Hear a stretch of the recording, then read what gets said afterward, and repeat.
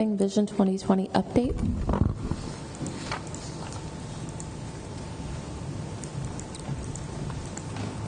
For our presenter, please state her name and title for the record. Good morning, Commissioners. Eileen Minnick, Director for the Department of Recreation, Parks, and Tourism, former Director for Department of Community Services. I'm doing a follow-up with our Commissioners on a duty that formerly fell under me, but I would like at this time to recognize Mr. Haywood Evans, our new Director of Community Services, is present in the auditorium. I can't see him over there, but welcome. Welcome. Thank you for your time this morning. Thanks. I am before the Commissioners to provide a follow-up to a briefing I had given a couple weeks ago. And within that, if I could, just give a little brief overview for the public that they may be watching.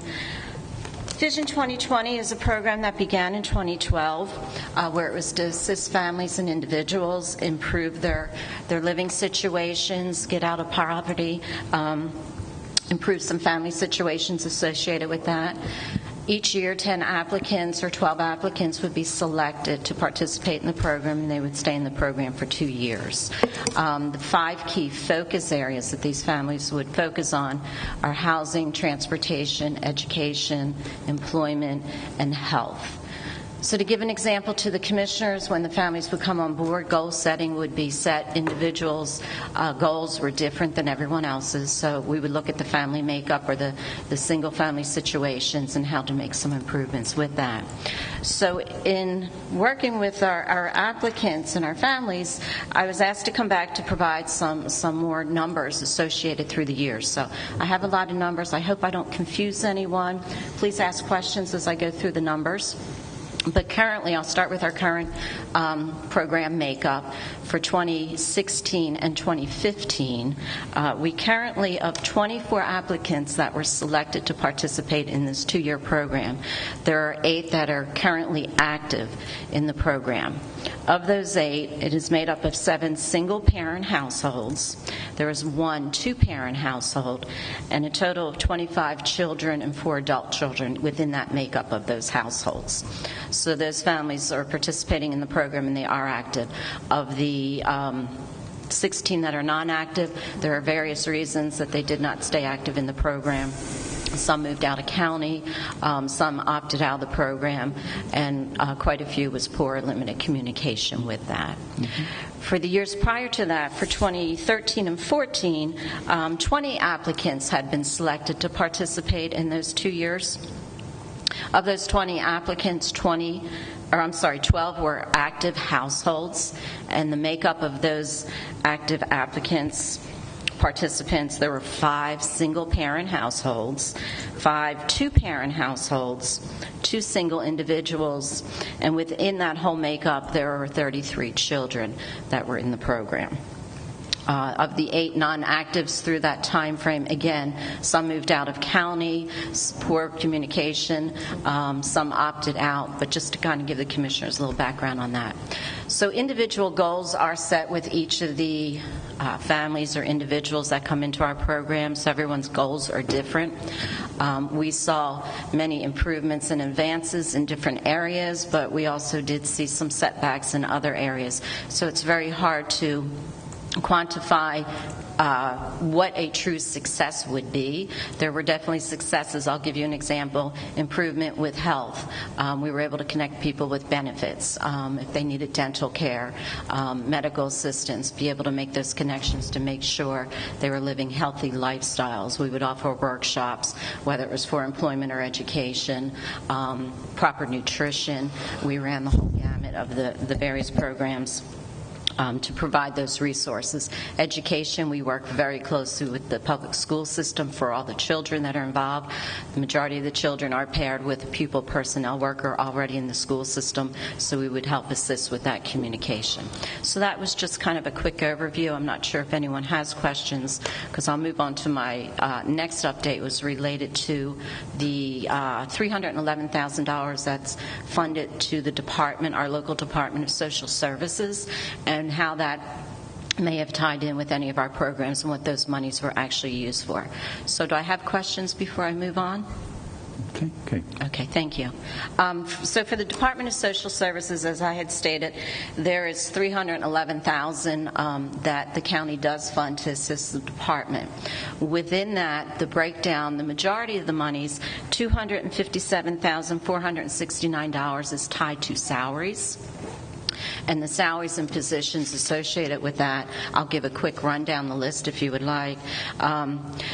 There are 4 positions in child support, so a portion of this funding, $50,000, helps support, offset some costs associated with the salaries for child support. There's a senior care case manager that works with the older population, adult foster care worker, an administrative clerk. There's another secretary and a personnel clerk that do the timekeeping and the front desk assistance at social services. There is a part-time mail clerk that is covered under this, as well as a supplement for the director's salary. So the majority does go for that. There is some program support that is associated with the funding.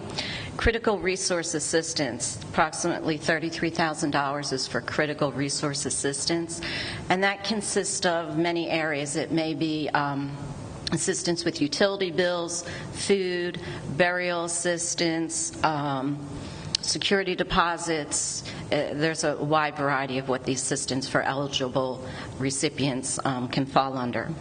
There's also $6,000 for board activities. That relates to an annual employee recognition dinner, as well as board meetings and workshops or board development associated with that. And then homeless service assistance of $9,000, which is actually for those emergency shelter situations if someone is deemed homeless, or as we're coming into the colder weather right now, if there are individuals that need a night stay in a hotel.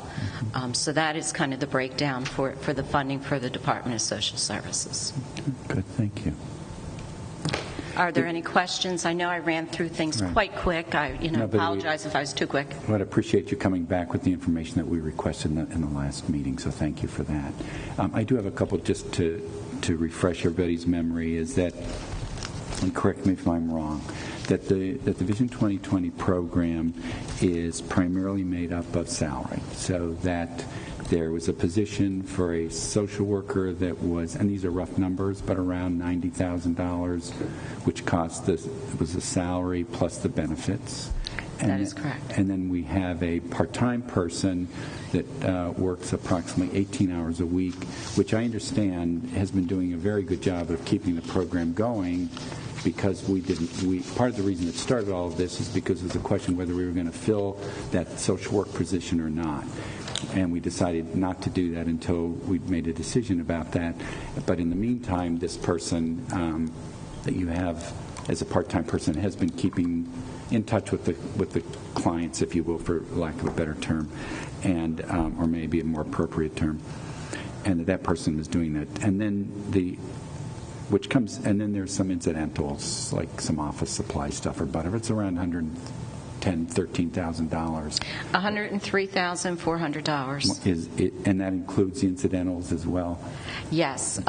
If you would like, the breakdown was $98,000 approximately with the salaries. That included full-time and part-time, and then approximately $4,500 incidentals. So it's about $103,000. Okay. All right. And so just so people remember, what brought this forward was whether or not we were going to continue the program, and particularly continue the way it is, which would have meant to have advertise and fill that position for the social worker. Correct. That's right. Okay. That's it. I just want to be clear, but that's what has started this conversation. Great. Okay. And the other thing too is that the way the program is set up is that aside from having contact with the clients, this program does not provide any direct services. So if it is, as you had mentioned, if someone is in need of medical care, as an example, they would refer them or find the resources within the county that would be able to satisfy whatever that need is. That is correct. Is that correct? So we're not providing any direct service here.